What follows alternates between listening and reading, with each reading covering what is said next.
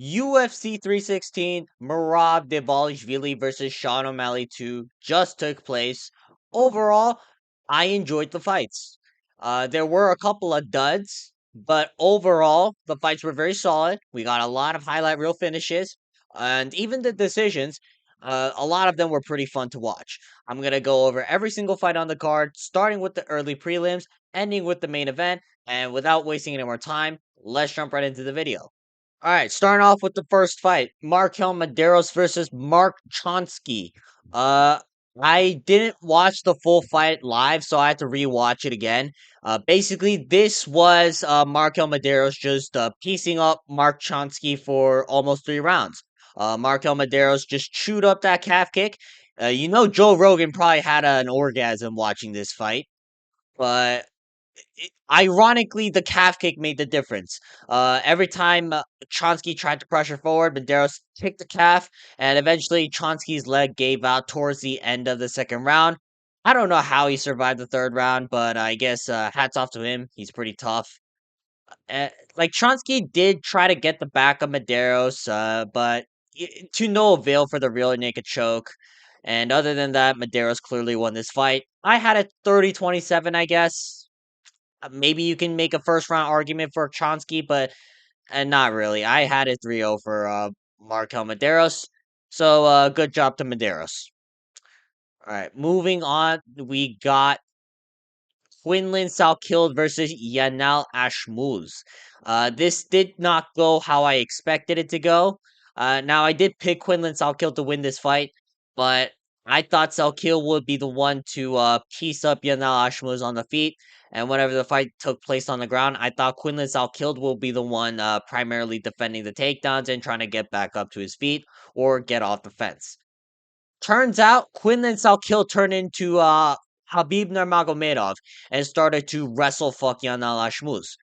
It was a relatively entertaining fight, and I thought that again, Salkill would be the one to initiate more on the feet, considering he's 6 feet tall.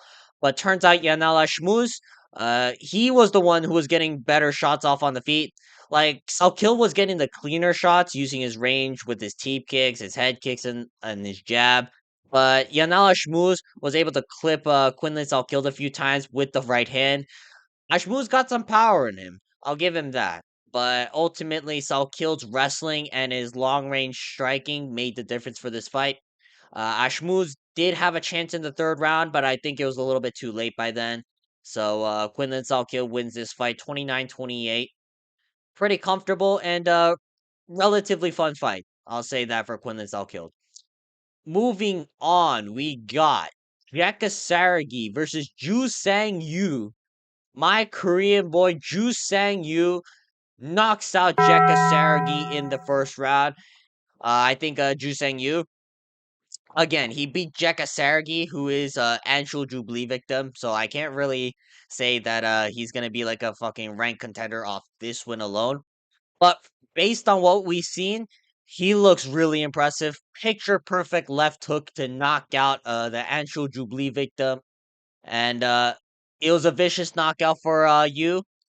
He didn't take any damage this fight, so hopefully I get to see him fight again soon. But either way, congratulations, Juseng Yu. 축하드립니다. And hopefully we get to see you fight very soon.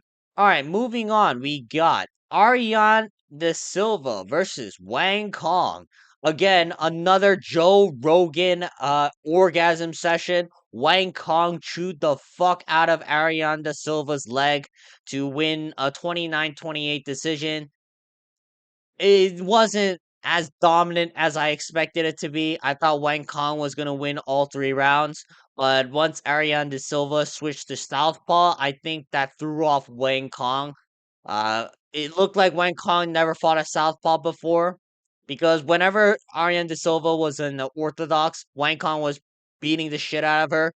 But as soon as Ariane De Silva switched to Southpaw, Wang Kong had little to no answers. But she looked good in the early rounds. It's just round 3 where like Silva just switched to southpaw, which is like a worse stance for her, and Wang Kong didn't know what to do from there. But I guess the first 2 rounds were pretty impressive. I guess Wang Kong's ranked. As for Ariane De Silva, I don't know what you do at this point. Just make an OnlyFans account. I don't think fighting's in your best interest anymore. So I don't know what you do at this point for Ariana De Silva. Just have her fight one more time, and then she either gets cut or maybe she retires. But yeah, I don't see a good great future for Ariana De Silva.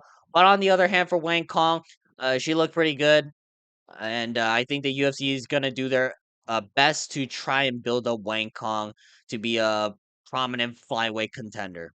Moving on, we got Chaos Williams versus Andreas Gustafsson. Andreas Gustafsson's a fucking monster because Gustafsson just raped Chaos Williams for 3 straight rounds. Like, this was like an absolute mauling. This was similar levels to the main event between Merab and Sean O'Malley, which I'll talk about later. But this wasn't what I expected. I thought Chaos Williams was gonna thrive in the chaos. And I thought that Chaos Williams, if they got in the pocket, I thought he would be the one to snipe Gustafson's chin. But no, Gustafson just overwhelmed Chaos Williams with volume starting from rounds 1 to 3. And it got worse every round. I was surprised by that because I didn't really think much about Gustafson. And he doesn't look very technical, but from what we've seen, he's very hard to deal with because he's just constantly in your face. He overwhelms your ability to like read patterns and shit like that because he's just like throwing random bullshit half the time.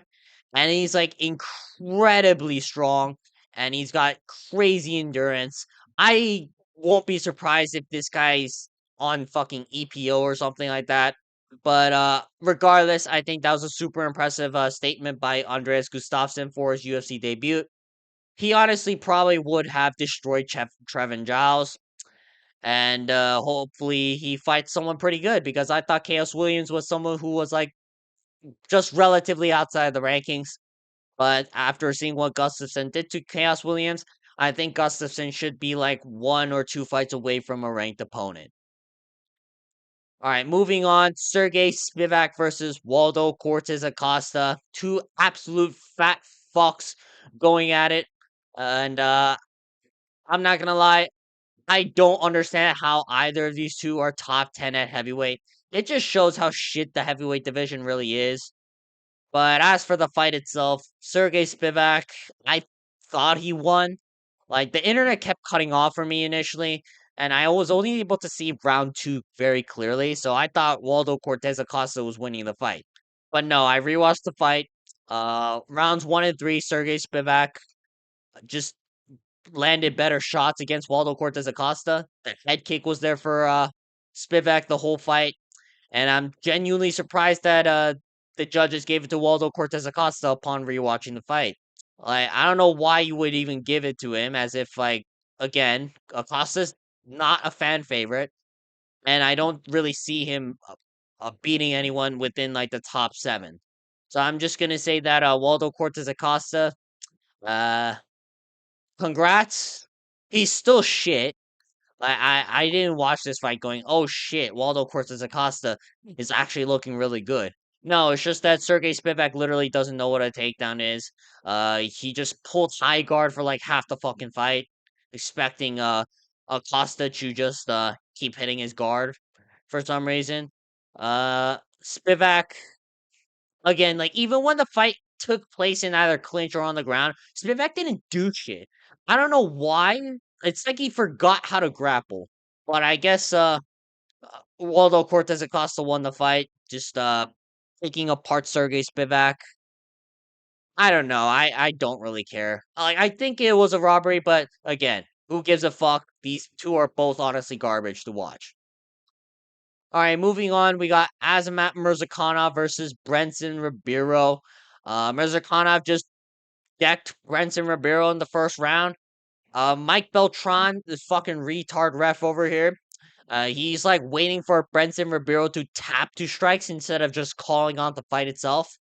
Like, I swear to God, that fight could have been stopped like 8 seconds ago. But like Mike Beltran, I don't know what the fuck he was doing. Like, I don't know if he was just like checking himself out, but clearly his mind wasn't in the fight because he honestly could have stopped the fight much earlier, but for some reason, Branson Ribeiro almost died for Mike Beltran to do anything. It was like Mike Beltran, the referee of the fight, was waiting for the referee to do something. So I'm just gonna say that Azamat Murzakanov, congrats to him. Uh, honestly, that's relatively what I expected from Murzakanov. I think he's gonna get a good fight soon, though. I thought that was a very impressive performance from him, and if he wants to make a quick turnaround, I think the UFC will give him a good opponent. Maybe like a Nikita Krylov or something along those lines. But either way, great job by Azamat Murzakanov. All right, we move on. Bruno Silva versus Joshua Van. My flyweight goat Joshua Van gets it done against Bruno Silva. There were some worries. You know, Bruno Silva was doing a good job throwing the calf kick and shit like that and had my boy stumbling and bumbling a bit. But Joshua Van's hands are so fucking crisp. Like Van was just tuning the fuck out of Bruno Silva for almost 3 straight rounds. Dropped him in the first, dropped him in the second, and ultimately finished him off in the third. Super impressive by Joshua Van. I think he might get like top 10 ranking within the flyweight division come Tuesday. Uh I think the UFC's it's in their best interest to build up Joshua Van. The fans love him. He fights like crazy. And you know, he's not a fucking weirdo like Ian Gary on the mic. Just don't give him Tatsuro Taira. I think that's the only matchup where I'm like, ooh, I don't know about that one. I think everyone else is pretty fair game in my opinion. But yeah, just UFC, you know what to do. Just have him fight like strikers, and you'll always get a fun fight out of Joshua Van. All right, moving on. We got Vicente Luque versus Kevin Holland.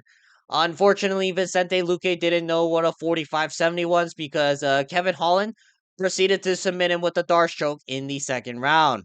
Now, Kevin Holland looked better than I thought. He actually picked his shots. He was actually somewhat aggressive, and his ground game is actually pretty solid if he's not getting smudged upon by like people like 30 pounds above him. I think Kevin Holland, he should stay at 170. He called out Colby Covington right after. I think at this point, I'm going to go with Kevin Holland to win that fight. I think Colby Covington is a fucking bum. He literally doesn't do anything other than trash talk, which is kind of what Kevin Holland does, but at least Kevin Holland can actually get submissions and he can like throw right hands, which is something that Colby Covington can never do. So I'm going to say that Kevin Holland, great performance. Uh, I still don't really like him. Like he has been acting a little bit bitchy throughout like his past few media days and like interviews with other podcasts and fighters. But I guess he's really good at 170. And I think Kevin Holland, knowing the UFC, they'll probably give him Colby Covington next because Kevin Holland is one of the UFC's favorite fighters. All right, moving on. Mario Bautista versus Patchy Mix. You fucking bum, Patchy Mix. You're making me hate you more than I hate Mario Bautista. That's an accomplishment right there, Patchy Mix. I can't believe I was actually invested into Patchy Mix's career. You know, I knew Patchy Mix's striking was abysmal, but I didn't think it was this fucking garbage because Patchy Mix literally moved his head like he was just getting fresh out of neck surgery. Mario Bautista just beat the shit out of the punching bag for 3 straight rounds. At one point, Mario Bautista was styling on Patchy Mix, switching back and forth to southpaw, kind of like what Sugar Sean O'Malley does. Mario Bautista, still fuck you for that performance against Jose Aldo. But this was relatively fun for Mario Bautista. Uh, Bautista again just pieced up Patchy Mix for 3 straight rounds. I'm gonna be honest though, Patchy Mix. I don't know what we do with him. Like I'm gonna say this. I think we should cut him from the UFC just for that performance against Mario Bautista alone. Because not like it's not just that Patchy Mix lost. Is that Patchy Mix? He like just got pieced up, but at the same time, he didn't really try to go for anything. He didn't shoot takedowns, and when he did, fell flat on his face, begging Mario Bautista not to knee him in the face. Patchy Mix, there was no sort of like grappling, which is the only reason why I was hyped for Patchy Mix in the first place. And on the feet, Patchy Mix looked like complete dog shit. So I guess congrats to Mario Bautista. He's probably gonna get fraud checked by someone in the top 5 soon. But I guess for Patchy Mix, like I just cut him. I don't care about Patchy Mix anymore. Just feed him to like some fucking unranked prospect at bantamweight or cut him from the UFC because he's not good. Like I don't understand how he has so many good names under his belt during his Bellator days. But I guess Bellator's dog shit. And so is Patchy Mix. Alright, moving on to the feature fight. Kelvin Gastelum versus Joe Pyfer. Now, I did think that Pyfer would have a hard time knocking out Kelvin Gastelum. However, I did not expect Joe Pyfer to be a complete retard and just only try to go for the knockout shot. Now, Joe Pyfer won the fight, but he could have won this a lot easier if he like actually used his skills and not just prey on the fact that Kelvin Gastelum he might get knocked out by a right hand. Like Joe Pyfer, I don't understand this. Like during media day, he was talking about, oh, I could show off my wrestling. I'm willing to go 3 rounds. But I'm also looking to knock him out. Turns out Joe Pyfer only looked to knock him out. And I can even see Joe Pyfer in the corner whenever his corner men were trying to give him suggestions. Pyfer was trying to fight them. I, I don't know why the fuck Pyfer is doing that, but I guess he won. So there's not too much to say about that. But it wasn't as impressive as I thought it'd be. And I think now that if Pyfer fights anyone within the top 10, he's gonna get fraud checked again. I know Jack Hermanson already did that, but it was like it was Pyfer's first 5 round fight. Like Pyfer was a little bit inexperienced. No, it turns out Pyfer's a retard who only looks to knock his opponent out. And when the right hand doesn't work, he just resorts to just feinting without throwing anything nonstop. And the funny thing was, the first round, Piper actually threw head kick and wobbled Kevin Gastelum. And from there on, Piper refused to throw any kicks. There were no body kicks or leg kicks. Like I understand if Piper refused to head kick for a little bit because Kevin Gastelum might have been expecting it, but not even a body kick, not even a leg kick. Like what the fuck was Piper doing? He just looked for a right hand, and then once that stopped working, Kelvin Gastelum started tuning up Joe Pyfer. I had Joe Pyfer winning this 29-28, winning the first 2 rounds. But again, it's clear that Pyfer, he's a fucking retard. Please don't choke me out in broad daylight, Officer Pyfer. But it is what it is, and it's the truth. Joe Pyfer, you're kind of mid. All right, moving on to the co-main event: Juliana Pena versus Kayla Harrison. Kayla Harrison just ragdolled Juliana Pena and found the second round submission. Uh, it was a beautiful Kimura that Harrison threw up. So I'm not even gonna blame Pena for that performance. Like Harrison just looked way too strong, way too technical. Just overall, the much better fighter than Juliana Pena. Juliana Pena couldn't really get anything going on the feet. Harrison just trudged forward, and even if Pena landed like one occasionally good shot, Harrison, it wasn't like it really affected her that much. And she just backed up Pena up against the fence, and from there she just ragdolled Pena. Really impressive stuff from Kayla Harrison. Then Amanda Nunes showed up. I think that's a great fight for Kayla Harrison. You know, women's GOAT status on the line. I honestly think Kayla Harrison has a good chance. It's tough to say. It's been a while since Amanda Nunes has fought, even though Amanda Nunes is the greatest of all time. I do think Kayla Harrison has the edge, but I'll make more concrete predictions once that fight is officially announced. But until then, great job from Kayla Harrison, and she deserves to be the new undisputed women's bantamweight champion. All right, moving on to the main event: Merab Dvalishvilli versus Sean O'Malley. Somehow, Sean O'Malley, the first time where he had a torn labrum, where he was gooning, where he was smoking weed, where he was drinking, all the degenerate shit in the world. Somehow, that Sean O'Malley did a lot better than this Sean O'Malley. Now, Sean O'Malley was moving a lot better uh, than the first fight, but again, O'Malley didn't throw shit. Merab Dvalishvili just cornered Sean O'Malley. Like, Dvalishvili was winning on the feet.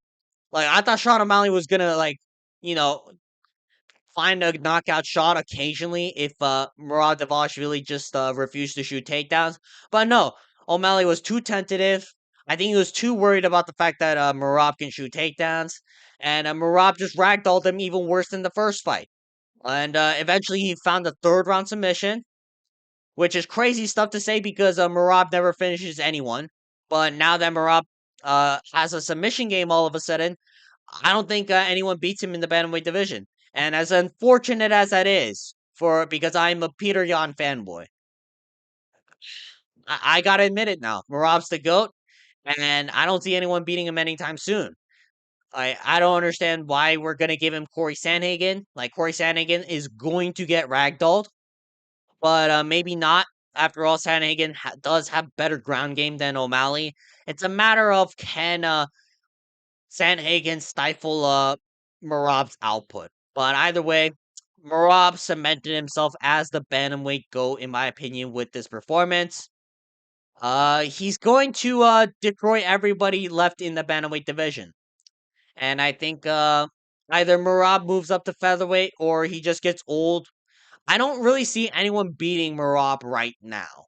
That's what I want to say. But yeah, super impressive from Merab Dvalishvili. And I think he won a few fans over because for the first time ever, Merab Dvalishvili got a finish. Alright, that's going to be it for today's video. Leave a comment down below if you enjoyed UFC 316 or not. Low key, I should have bought tickets to see this event live. But unfortunately, I can't find tickets under $500, so I didn't go. I'm broke.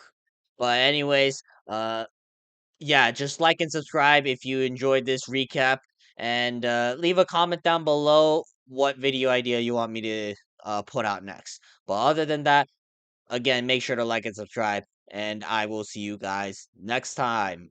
Peace.